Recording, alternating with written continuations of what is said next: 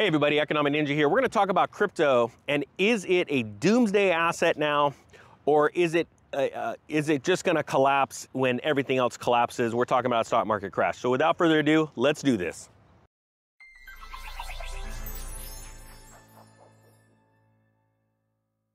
Hey everybody, Economic Ninja here. Good morning. I hope everyone's doing great. Thank you to all the new subscribers. If you haven't subscribed yet and you've been watching the channel, it really helped me out if you just tap that subscribe button and you tap the thumbs up button if I bring you something that's good, something you didn't know, or something that lifts you up and builds you up, something that you've already felt and you said, I'm not the only one. All right, so what we're going to do today is we're going to talk about cryptocurrencies, and is it considered a doomsday asset, which means, is it like gold and silver, a hedge against inflation, a hedge against a collapse? Is it going to go up when the next market crashes, or is it going to go down? All right, first off, I want to explain, I am not a market professional. I'm not a money professional. I'm not a money advisor, blah, blah, blah, blah, blah. I am just a dude in his 40s with a brohawk and a dream. Oh. Anyway, my point being is that don't take financial advice from me. So first off, there's two things that are happening right now, and I need to explain the difference between a blockchain and a digital currency, okay? Because we got both of those.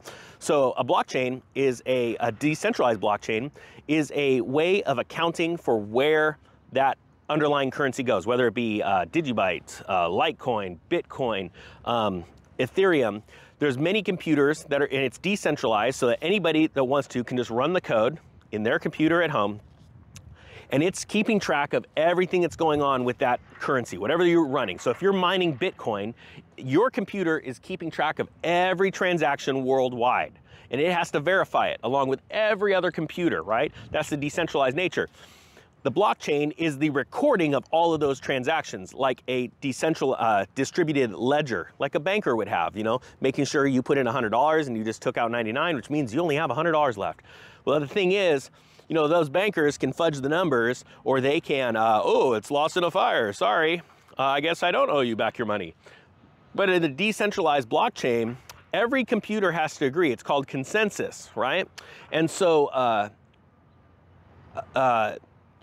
that is one thing. Now, digital currencies are totally different. Those are being made by central banks, and they're just digital. They're fake. I can do whatever I want. I can print as much as I want, and you can't see the proof, and you can't see what I'm doing. In a blockchain, I can go and view the ledger. I can see everything that's going on because it's decentralized, open source. It's awesome, right?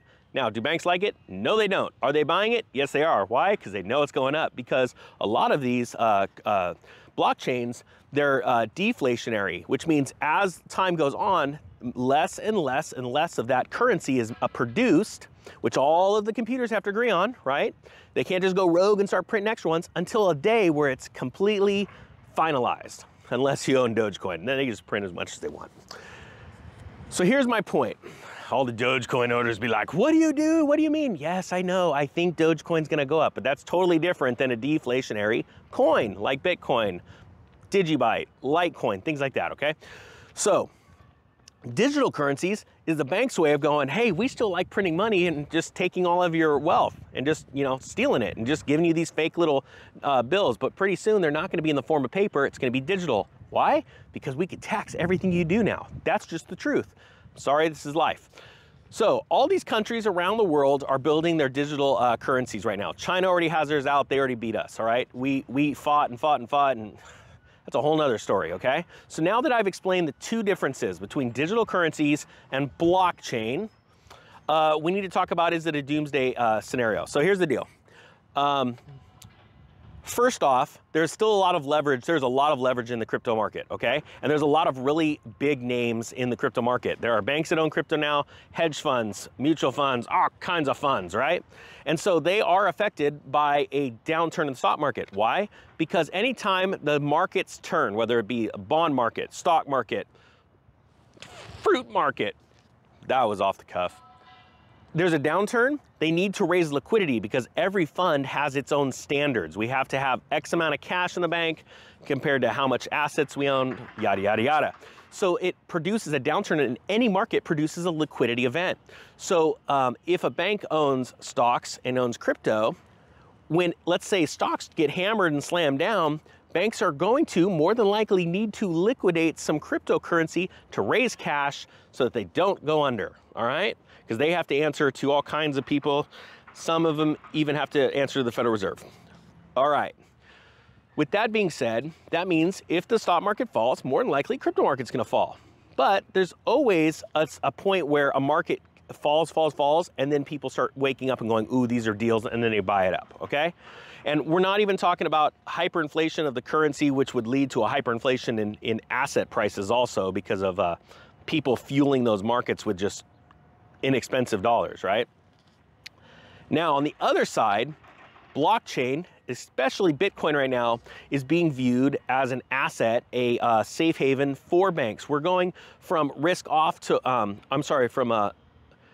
it's like a risk off asset almost, because what they're doing is they're seeing many people are waking up in the banking industry and they're going, wait a minute, you're telling me that it is impossible to fake the Bitcoin.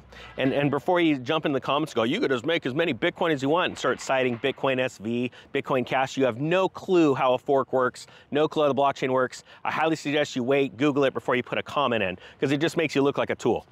It's frustrating at a certain point. But the point is that a lot of bankers are waking up and going, you know what, man, wait a minute, you can't fake the Bitcoin.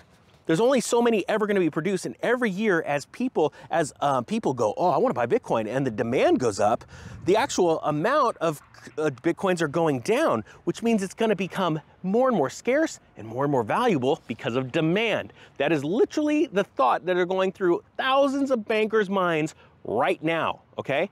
And the only fact is, I get it all the time, people are like, Bitcoin's a Ponzi scheme. No, you just have you have zero clue what it's about.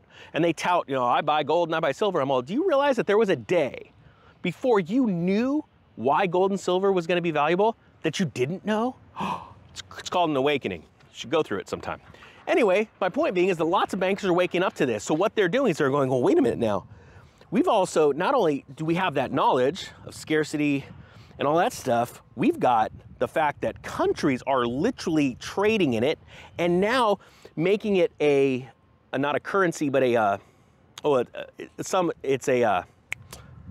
it's a means of transaction through the country, like what we're seeing in South America. Totally blanking out, sorry guys. Put it in the comments if you know what I'm talking about.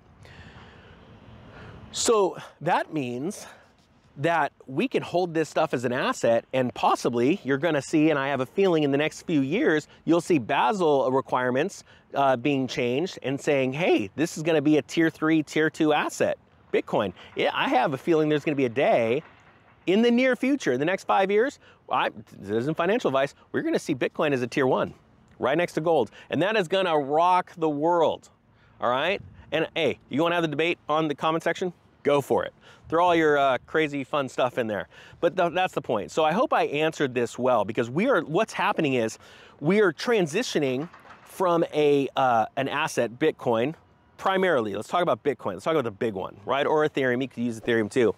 As going from a speculative play and for banks to an asset for banks. Okay, this is something we're like, ooh, this can be a doomsday because of its deflationary nature against an inflationary world.